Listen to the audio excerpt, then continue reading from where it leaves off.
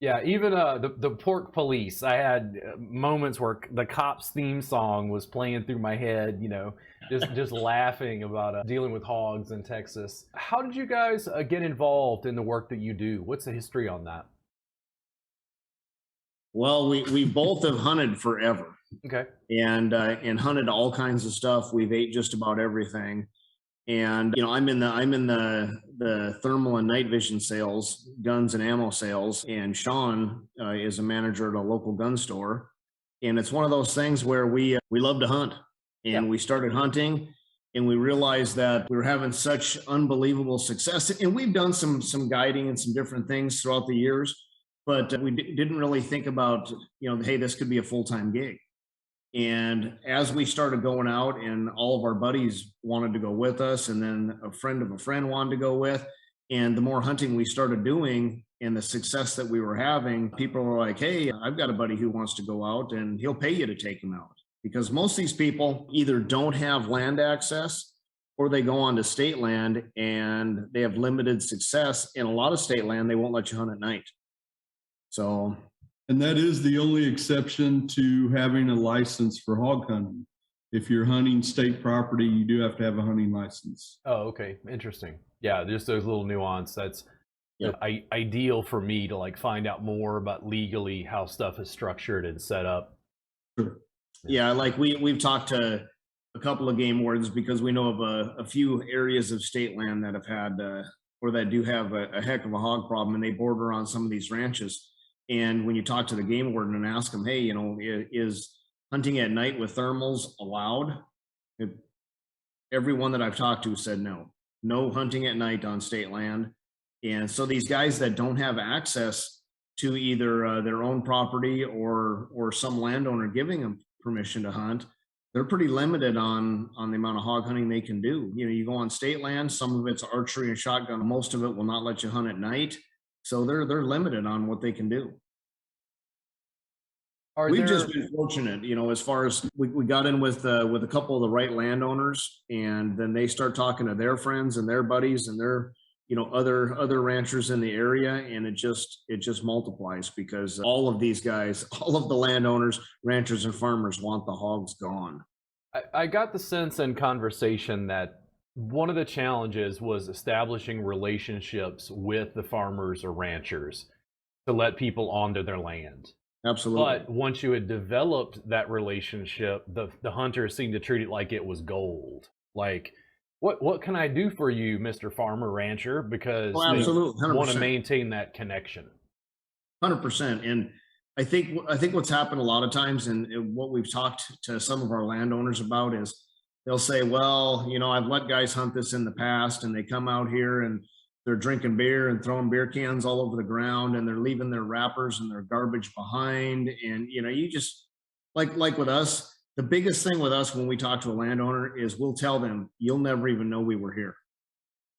I mean, we go out, we don't leave anything behind. They'll never know we were there. Yep. Yeah. Just respect the property, respect their, what they're allowing us to do, and what we're doing for them. It's a win-win situation. Yeah. Property rights in Texas are something that when I moved from Louisiana, there's just a certain, I don't know how to explain it. There's just a certain ethic in Texas about it's my land, I do what I want on my land, sort of Texas freedom. Like we get a lot of mockery from other states, but I think it's hard for people out of state to realize geographically how broad and large Texas is. Where are you guys actually located? We're doing most of our hunting about 25-30 minutes north of Dallas, up in Sanger, which is part of Denton County. Okay. Do you find that the hogs in your area are tastier than maybe somewhere else that you've hunted because of like their forage? It definitely depends on what their diet is, on how they taste. We've got one property with no crops where the pigs are living off of the acorns and pecans and things like that. And then we have other properties where it's corn or milo. And there's a difference. There's a big difference between those two properties on what the pigs taste like. Do you prefer one or the other? course, the Cropland. Cropland. And is it because, do you think it's a higher fat content because of the commercial crops that they're eating? It is. You can tell when you clean them. They do have more fat. In fact, those pigs we cleaned the other night were just, I mean, thick. They probably had a half-inch fat around them, as opposed to quarter to eighth inch of fat. It's so interesting to me. Driving down to South Texas, Brownsville, McAllen area, different regions of Texas, and then how that allows the hogs to hide. What's the geography, the cropland or ranch land that they've got access to. There's so much diversity just in Texas itself. So it was interesting to find out that hunters preferred in some regions, and I hate to say this, but it was like they preferred the way the hogs tasted when they were on commercial crops, probably because they were just getting more to eat. Yep. Well, and I think it's similar to grass, grain-fed, corn-fed beef. There's a reason why you'll take some grazing cattle and you'll corn them up or grain them up for a month or two before you slaughter them. It changes the taste and texture of that meat. And you really notice that a lot of guys some guys don't eat hogs, but you can really notice it with these deer hunters. A deer hunter will prefer a deer that is on commercial crops over one that's just out, eating brush. Yeah. Big difference. Yeah, and then also, I guess the age of the animal. Right. Yeah, the older they get, the tougher they get. Yeah, we shoot a lot of big boars. They'll have big old cutters on them and just big nasty boars, and a lot of those will give off a pretty strong odor. And that's where Sean was saying when you cut into them, if you cut into them, you'll see that meat is a lot darker, a lot coarser looking meat. When you guys go out, are you typically taking or attempting to take like a certain number of hogs? So let's say you take out 10, are you just harvesting a couple of them and just leaving the rest? It depends on our clients. Us personally, we're pretty picky on the ones we keep, and some of them, we'll leave them lay. It's kind of a shame there's not food banks out there or meat processors that will take the pigs, because we would definitely gut them and take them somewhere and drop them off if there was a place that would use that meat. But there's just not any place, at least around here, that would do something like that. Yeah, I think that there's just too many guys that would sit their guts in and bloat too long, or not properly care for that meat. When we're out, we've got a cooler full of ice and bags and everything. We cut and bag and ice the meat right away if the hunters want the meat. And I think one of the reasons why you can't just go out and donate the meat is because I guess if guys are not getting paid to do it, if they're like, oh, we'll just go shoot some hogs and give them away, what are they doing to properly prepare that meat before they give it away for somebody to eat?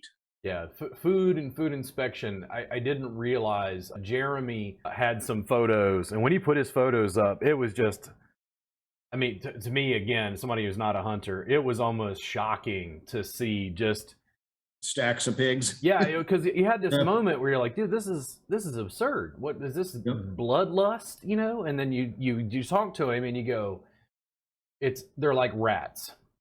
There's too many of them. They're causing ecological harm. They're hurting the farmers and their crops. And then you go, oh.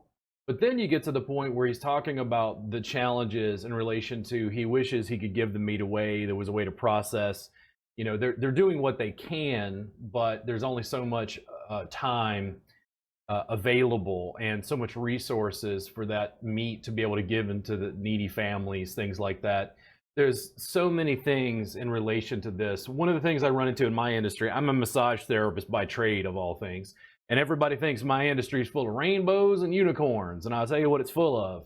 Regulation and bureaucracy and red tape. It's like, right. I go to Arkansas and you can't do this, and I go to Louisiana and you can't do this, like again and again. So it's interesting to see it in another industry with completely different issues and how it affects the average farmer's life. Jeremy was talking about the fact that he's like, we don't have enough freezer space. He's like, it's not possible. Like, we go out and these farms, are like, you need to take care of the hog problem. He's like, that's why they're stacked up like that. Yep, exactly. Well, and one of the other problems is coyotes. When you're talking about like cattle ranches with their calves, coyotes, and what we will typically do is we've got areas that if the guys don't want to keep the hogs, if they don't want any hog meat, they just want the experience of going through the hunt, we'll pile our hogs up in certain areas, and then we'll come back the next night and shoot coyotes on them. So you're using the hogs as like trap meat, essentially. Yes. And quite often too, you'll see, and this sounds kind of gross, but you'll see hogs eating on hogs. Yeah. So, I mean, Yeah, you people- pull them up, you can come back and get hogs or coyotes on them. Yeah, hogs and chickens. People think chickens are, completely herbivorous, and it's like No. chickens eat what chickens can get. That's right. It's like a different setup. That's not new to me. That one I'm a little more familiar with. But Sure.